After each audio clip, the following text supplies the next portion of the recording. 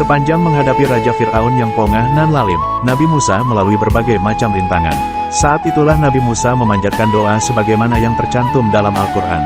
Robisroli sodri wa yassirli amri wahlul 'uqdatam min lisani yafqahu qawli. Ya Tuhan, lapangkanlah dadaku, mudahkanlah segala urusanku dan lepaskanlah kekuatan lidahku agar mereka mengerti perkataanku. Quran Surat Taha ayat 25-28. Doa ini setidaknya mengandung 3 permintaan. Pertama, memohon diangkatnya rasa susah yang menyesakkan dada.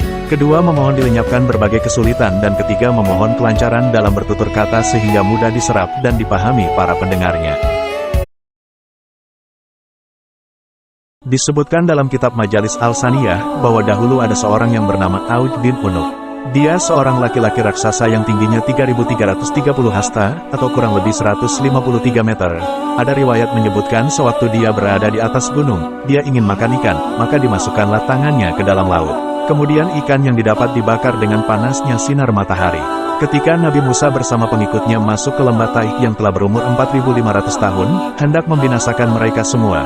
Dia naik ke gunung untuk mengawasi laskar Musa. Ketika mengetahui keberadaan mereka, dia memotong batu gunung selebar 1 fasak kira-kira 8 km. Kemudian diangkat ke atas kepalanya untuk dilempar kepada laskar Musa. Allah mengutus burung hudhud dengan membawa batu kemudian diletakkan di atas batu yang dibawa Aud. Dengan izin Allah batu tersebut pecah menimpa kepala Aud.